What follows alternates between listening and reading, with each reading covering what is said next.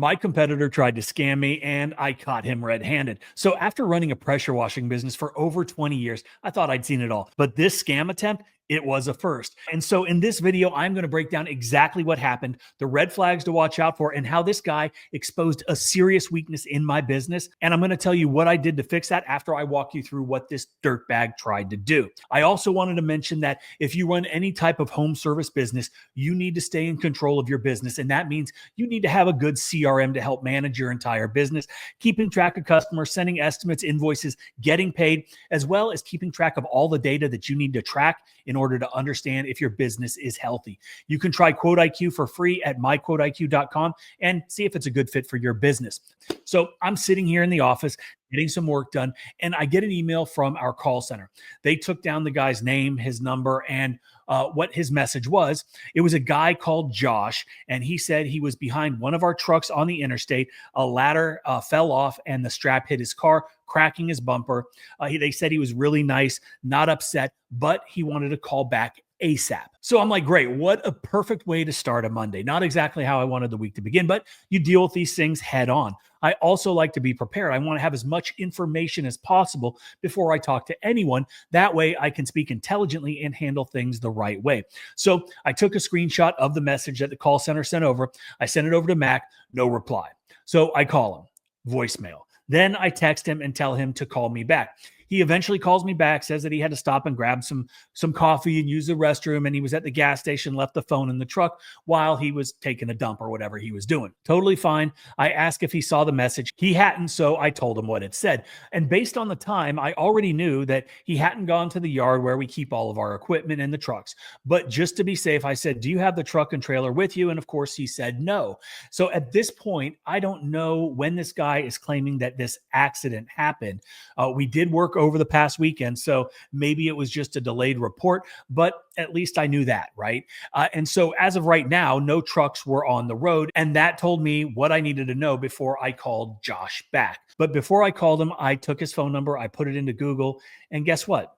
This guy owns a pressure washing business. Now, I'm not going to name names, not going to say his business name, but he is based in Savannah. He has a Google listing, no reviews, no website, but there's a short description of his services and a little bit about himself. So I called Josh. And he answers right away. And I ask if this is the name of his business, and he confirms that it is. Then I ask him about the message that he left regarding the ladder and the strap that supposedly fell off one of our trucks and hit his car.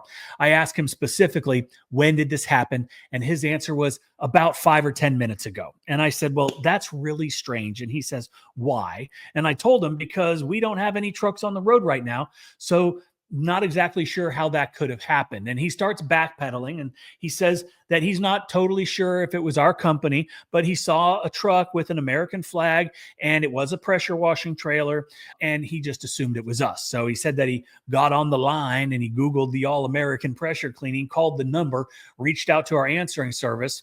And then he told me that he asked the person that answered our phone, which was, our call center, if our trucks had American flags on the side of them. And they told him yes. Now, keep in mind, this is a third-party answering service. They're not in our office. They don't work just for us. They're a live call center. And I've used them for many, many years. And I'm old school, and I like that personal touch of having a human answer the phones. It's not cheap, but I always felt like it just gave us a little bit of a competitive edge over our competition. And it gets answered quickly, or so I thought. But they answer the phone. It's that personal touch. Anyway, they were giving out bad or wrong information here, stuff that could impact my business or open me up for liability. And that is a major problem. And I was not happy. So we're back to this phone call with Josh. And I explained to him, all of our trucks are white. We've got black lettering. We don't have any American flags on them. And again, we didn't have a single vehicle on the road at the time that he was claiming that this accident happened. And then he just said, okay, thanks, bye, and hung up on me. So clearly this guy was fishing, right? He was looking for someone to offer him money, some sort of settlement, and then hoping to avoid police or insurance involvement. So that part's done, right? No damage was caused. That's a relief for me. My Monday was not ruined. But now, like I said, I'm a little bit pissed off because the answering service gave them bad information. So I decided to test them myself. And I dialed our number. About 6 or 7 rings, the operator picks up, says, "All American, please hold." Okay, so I wait. I'm listening to the music. It's terrible music. 6 minutes later, 6 minutes. I'm still on hold. Now I'm really pissed. No customer is going to wait that long for a quote. They're going to hang up and they're going to call the next listing on Google. And hopefully they're going to get somebody that answers way faster than we did. So at this point, I start screen recording. Okay.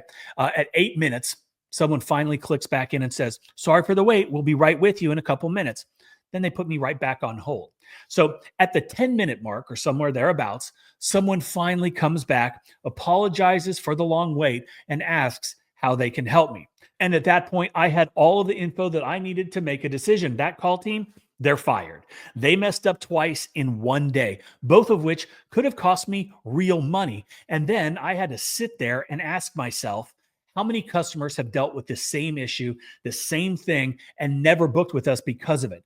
So, what am I doing now? Well, I'm switching to something that I should have done a long time ago. And this is going to sound like a shameless plug, but I'll be the first to admit I should have done it before. I didn't because I didn't trust it. And I was just old school, right? And that is the Quote IQ virtual call team. I know, like I said, I'm old school. I admit it, a little stuck in my ways. You can't teach an old dog new tricks, whatever. Pick your cliche.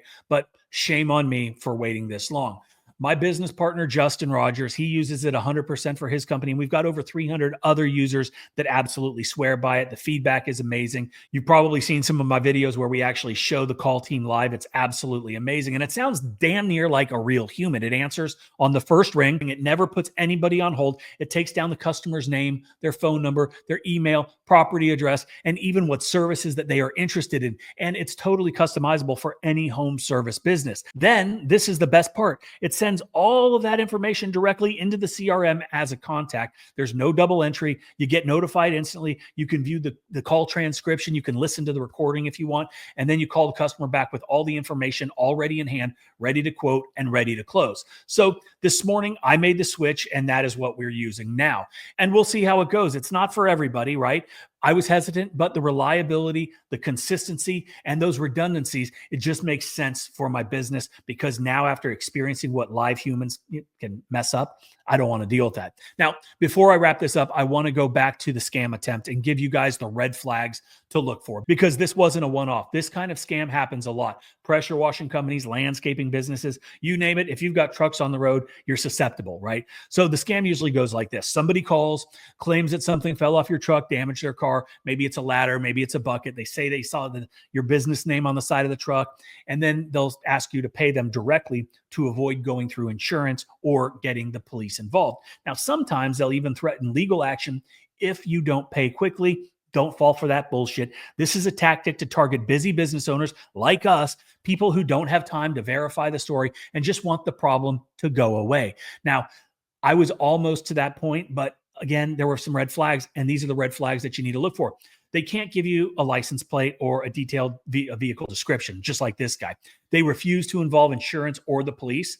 They push for fast payment through Venmo or Zelle or Cash App, and their stories typically don't match up with your schedule or the route of the day. So if this does happen, ask for detailed proof. Tell them that your insurance will handle it. Ask them for a police report. They won't have one. Call your insurance provider to report suspected fraud and never, ever, ever pay out of pocket. So that was my Monday. I hope yours was better. So drop a comment below if something like this has ever happened to you. And if you're tired of missing calls or getting burned by call centers, check out the Quote IQ virtual call team. You can try it out for yourself. There's a number on the website. Call it, see what you think. We've got a 14-day free trial so you can see if Quote IQ works. We don't have one for the call center, but that's it. Stay sharp out there. And I hope you guys have a profitable and great day.